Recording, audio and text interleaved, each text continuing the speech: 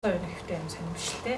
Ямар шийдвэрүүд бид нар хамтарч хэлбэрээр миний ажлыг хүндэтгэж байгаа, хийх гэж байгаа ажлын утга учирыг ойлгох гэж байгааг ярих юм бол аюул том сэдв болоо явчихна л да. Зүгээр ирэхгүй байгаа хоёр дүүргийн хувьд бол уул нь Баянгол дүүрэгтэй хин хахлах ярьсан. Тэгээд хүмүүс аваад очноо гэдэг хаан уулын хандаатаас ярьсан. Тэгээд маргааш нь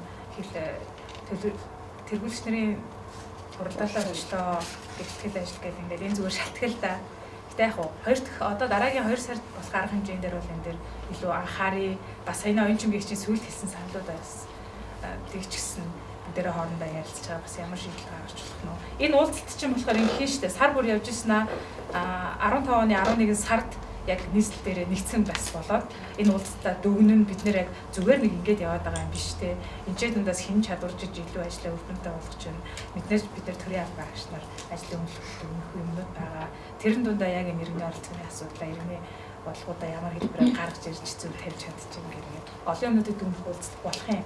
Тэгээ зүгээр яг ам нэмэл уушгинэ гэдэг шиг 2 дугаар сард болохоор бид нар энэ иргэний оролцооны байгууллагуудаа яагаад ингэж байн цуглуулаад ингэж зарим хүмүүст нэг хөвгтэй юм шиг санагдаад байгаа юм болоо зарим нэг хүмүүст нүрдүнтэй байгаасаа гэл ингэж хийгээд байгаа юм гэхээр хамгийн нэгдүгээр зарчим нь болохоор ингэж байгаа иргэний оролцооны мэрэгчлэн гэж байхгүй бүгдээрээ шинэ боловсон хүчингөө залуучууд голдуу байгаа учраас бид нэр асуудлаа хийж байгаа ажлынхаа асуудлыг ойлгох үүднээс энд чадварч хэрэгтэй байгаа тий яг энэ ажлын туршлага солилцохоос гадна хажуугаар нь дандаа 1 цагийн сургалтууд явж гин гэж төлөвлөж байгаа.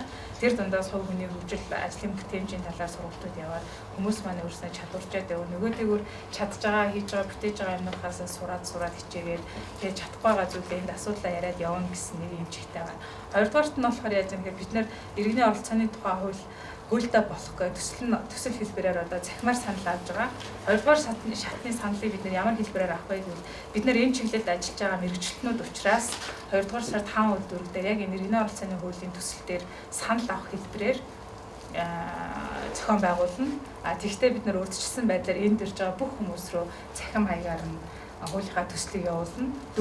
Дүүргийн иргэний оролцооны хэлцээ ажилтнууд бүгдээрээ тэндээс тэгээ 10-аас 15 минутын яг тэр санал ямар санал оруулмаар тийм ихтгэл ажилдаа ирэх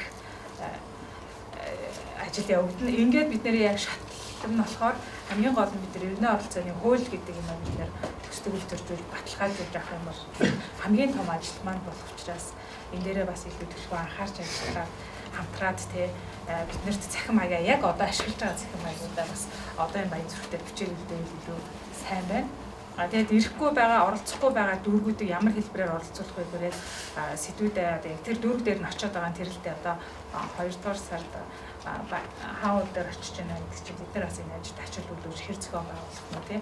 Өөртөө зохион байгуулсан ажлаа хүмүүс дараачихан байгууллага хийвэл очино тий. Уулзсан, ярилцсан гэдэг утгаар ингээд яг сард нь гаргацсан байгаа хойрууд нь байгаа улан байр дарагт очсон уу юу? Хамгийн ард дээр нь дүүргүүдийн хойрууд явж байгаа. Яг энэ сар дээр л яг тухайн дүүрэг ямар сэдвийг илүү өлгөж авмаар байна. Нутгийн удирдлагын холбоо манай нийслэлээс ерөнхийдөө чиглэлийн өгн яг иймэрхүү байвал зүгээр байна гэл ингээд чиглэлийн өгн яг зохион байгуулалтын болохоор дүүргүүд хариуцаад хийгээд ингээд явах юм байгаа.